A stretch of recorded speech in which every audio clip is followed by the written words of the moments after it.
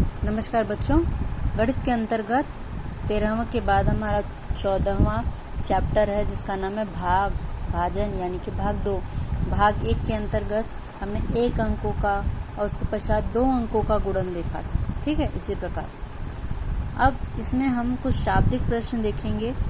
उन शाब्दिक प्रश्नों को भाग विधि द्वारा कैसे सॉल्व करना है, कैसे हल करना है, वो देखेंगे। इसके पश्चात हम 3 अंकों का भाग भी सीखेंगे। ठीक है, इसीलिए ये भाग 2 है। तो भाग क्यों किया जाता है ये मैंने आपको समझाया ही था, परंतु एक बार फिर से समझ लीजिए। जब हमें किसी भी वस्तु का समान रूप से भाग करना होता है, हिस्से करने होते हैं, तब हम भाग प्रक्रिया का उपयोग करते हैं। जैसे कि आप मान लीजिए कि आपके पास चॉकलेट है। ठीक है, उस चॉकलेट में 6 पीसेस है। ठीक है, मान लीजिए कि चलिए 8 पीस है। 8 पीस है चॉकलेट के अंतर्गत। अब 4 बच्चे आ गए। अब चारों को आपको समान रूप से देना है, तो एक दोगे फिर झगड़ा होगा। तो इसीलिए हम क्या करेंगे, 8 भाग है, बच्चे हैं 4, तो 4 का 8 में भाग दे दो। 4 दूनी 8 आ गया हमारा। 2 मिला तो 2 भाग पर मिला। इसका मतलब हर किसी के हिस्से में 2 भाग आएंगे। तो ये था हर एक के लिए किया जाने वाला समान रूप से भाग। एक व्यक्ति के अंतर्गत कितना भाग मिलना चाहिए, उसे कितने भाग हो सकता है उसको समान रूप से देने पर, वो भाग पता करने के लिए हम भाग प्रक्रिया देते हैं। इसमें कई चीज़ों की मूल्य दिए होते हैं, आपको एक का मूल्य निकालना होता है। ठीक है, यहाँ पे एक शाब्दिक प्रश्न है, इसे पढ़िए, सुनेंगे, समझेंगे। आपको अच्छे से करते हुए, हल करते हुए आपको अच्छे से सब समझ में आ जाने वाला है। देखिए, पहला प्रश्न है इसमें 3 कपास पेटियों का, कपास पेटियाँ यानी आपका कंपोस्ट बॉक्स होता है वो, 3 कपास पेटियों का कुल मूल्य 96 यानी कि 96 है। 96 ये 3 कपास पेटियों का मूल्य बताया गया है, यानी कि 3 का दाम कितना है, टोटल 96 रुपये। तो एक कपास पेटी का मूल्य कितना होगा? अरे 3 का तो हमें पता है कितना है, दिया हुआ है। 1 का कैसे पता करेंगे? इसके भाग करेंगे, कितनी बार करेंगे, कितना कितना लेना है, वो तो हमें पता ही नहीं चलेगा, बहुत गड़बड़ हो जाएगी। तो इसी प्रक्रिया को हम भाग प्रक्रिया करते हैं। अब वस्तु कितनी है? 3। वस्तु कितनी है? 3। तीनों का दाम कितना है? इतना। तो 1 का पता करने के लिए जब हम 3 से इसमें भाग दे देंगे तो वो 1 का मूल्य हमें पता चल जाएगा। यानी कि हमें भाग करना है 96 में 96 में 3 से। तो 96 में 3 से जब हम भाग देंगे तो हमें उत्तर मिल जाएगा कि 1 का दाम कितना होगा, जितना हमारा भागफल आएगा। भाग जैसे मैंने बताया था, जैसे करते हैं वैसे ही। भाग के अंतर्गत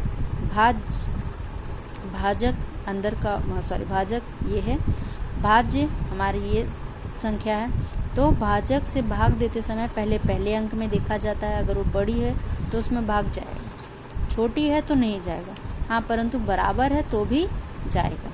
अब ये अंक 3 से बड़ी है, इसीलिए इसके अंतर्गत भाग जाएगा, क्योंकि 3 के पहाड़े में बड़ी है तो आ ही सकता है, या उससे छोटी अंक हमें मिल ही सकती है। परंतु अगर 3 से छोटी है तो क्यों ही आएगा वो? हाँ, 2 होती तो आता क्या 3 के पहाड़े में? 3 का पहाड़ा ही 3 से स्टार्ट होता है, तो वो तो आने से रहा। हमें या तो आगे बढ़ना है ना, पीछे तो जाना नहीं है। तो 3 का पहाड़ा जब हम पढ़ेंगे तो 9 मिलेगा, या 9 से छोटी संख्या मिलेगी। तो चलिए पहले 9 में भाग दे के देखते हैं। 3 का भाग देने के लिए 3 का पहाड़ा पढ़िए कि 9 आए, 9 से छोटा अंक मिले, बड़ा 9। 3 के 3, 3 दूनी 6, 3 तिरिका 9। आगे बढ़ने की तो ज़रूरत ही नहीं, हमें अंक मिल गया है। कितनी बार पढ़ने पे मिला है? 3 बार। 3 तिरिका 9, 3 बार पढ़ने से मिला, तो यहाँ हम लिखेंगे 3। ये हो गया हमारा भागफल 3। अब यहाँ कितना मिला? 3 तिरिका मिल रहा है 9, तो यहाँ हम लिखेंगे 9, और इसको फिर घटाने की प्रक्रिया होती है तो घटा देंगे। अब 9 में से 9 गया, कुछ नहीं, कुछ भी नहीं बचा, 0 आया इधर। ठीक है, 0 भी लिख सकते हैं, कट भी लिख सकते हैं। अगर अंक मिलेगा तो अंक लिखना है, अंक नहीं मिलता है तो 0 लिखिए या कट कर दीजिए, चलेगा। अब 9 में से 9 गया, कुछ नहीं, 0। अब अगला अंक है लेकिन हमारे पास, अभी हमारा भाग खत्म नहीं हुआ जब तक हमारे अंक न खत्म हो जाए। 6 है तो 6 को हम इसके आगे बढ़ाएंगे, अगले पायदान पे लिखेंगे। ये हो गया हमारा 6। अब फिर हम देखेंगे कि आप समझिए 3 का भाग हमें 6 में देना है। 3 का पहाड़ा ऐसे पढ़ना है कि 6 मिले, 6 से थोड़ी छोटी हो लेकिन बड़ी ना हो। 3 के 3, 3 दूनी 6, मिल गई 6, आगे बढ़ने की ज़रूरत ही नहीं है। जब मिल जाएगा तो वहीं रुक जाना है। अब 2 बार पढ़ने पे आ रहा है तो 2 हमारा हो जाएगा ऊपर 2 और नीचे कितना आ रहा है 3 दूनी 6, 6 लिख दिया, घटा देंगे। 6 में से 6 गया, कुछ नहीं, यानी हमारा शेषफल 0 आ गया। आगे कोई अंक नहीं है, भाग खत्म। यानी कि 32 यानी कि 32 जो है वो एक कंपास बॉक्स का मूल्य है। 32 रुपए का एक कंपास बॉक्स मिलेगा। 32 32 32 हो गया 96।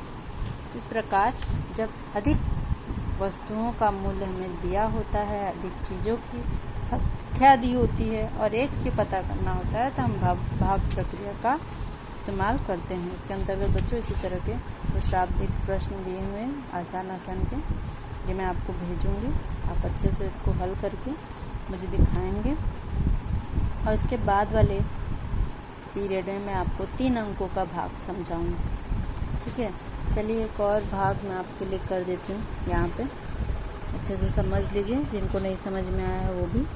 अब इस प्रश्न के अंतर्गत दिया है, यदि 4 किलोग्राम गेहूं का मूल्य 4 किलोग्राम, हाँ याद रखिए 4 किलोग्राम गेहूं का मूल्य 88 रुपये हो, तो 1 किलोग्राम गेहूं का मूल्य कितना है। देखिए 4 का दिया हुआ है, 1 का पता करना है। तो 4 है तो 4 का इसमें भाग दे दीजिए, 1 का पता चल जाएगा।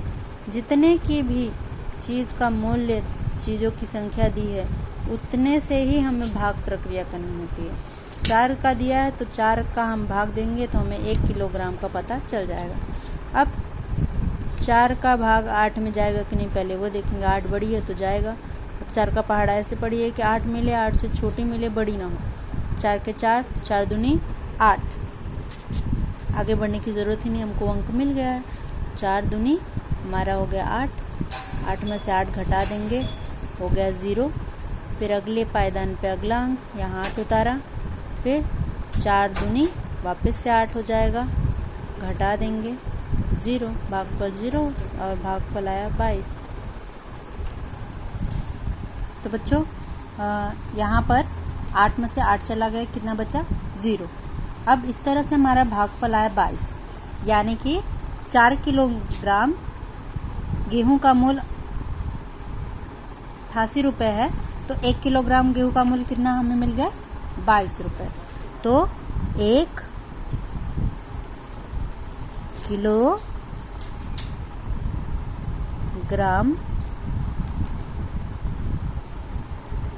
गेहूं का मूल्य कितना मिला हमें 22 रुपये।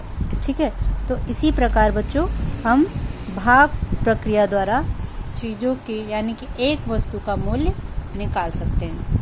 अब आप इसी तरह के प्रश्नों को हल करके मुझे दिखाएंगे अच्छे से। मैं आपको स्वाध्याय से भेजूंगी, आप उसे हल करके अच्छे से दिखाएंगे। ओके बच्चों, धन्यवाद।